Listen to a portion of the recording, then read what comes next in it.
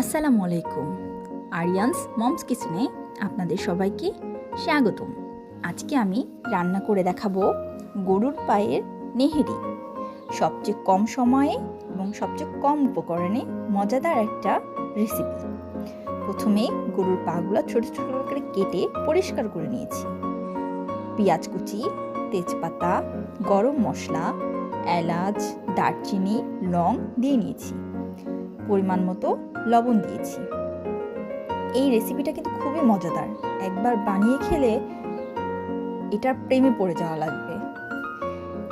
এরপরে আমরা রসুন বাটা দিয়েছি 2 চামচ, আদা বাটা 1 চামচ, জিরা বাটা 1 চামচ, হলুদ পরিমাণ মতো, মরিচের গুঁড়া পরিমাণ মতো। আমি একটু বেশি খাই তাই একটু বেশি দিচ্ছি, তোমরা তোমাদের ইচ্ছা মতো দিয়ে নিবে। ধনিয়ার গুঁড়া পরিমাণ মতো। আমি কিন্তু এই রান্নাটাতে একটু অন্যরকম মশলা ইউজ করি, যেমন গরুর মাংসের মশলা।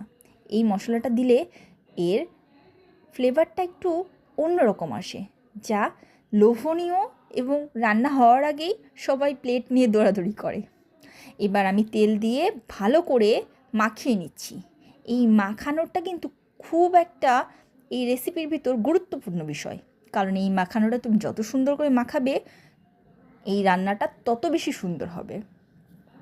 আমি কিন্তু খুব সুন্দর করে মাখিয়ে নিয়েছি এবং মাখানোর সময় এত সুন্দর একটা স্মেল বের হচ্ছে, আমি তো মনে হচ্ছে কাঁচাই খেয়ে ফেলি। এবং দেখতে যে লোভনীয় হয়েছে আপুরা, তোমরা বানিয়ে অবশ্যই কিন্তু একবার হলেও ট্রাই করবে। গরম পরোটা অথবা রুটি, ভাত, যেটার সাথে খাও না কেন, একবার বানিয়ে খেলে বারবার খেতে মন যাবে। এবং কি এই রান্নাটা আমি খুব তাড়াতাড়ি করার জন্য প্রেশার কুকারে দিয়ে দিচ্ছি।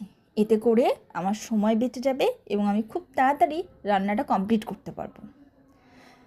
আর গরুর নেহেরিতে যেহেতু একটু ঝোল বেশি খায়, এই জন্য আমি পানির পরিমাণটা একটু বেশি করে দিয়ে দিচ্ছি।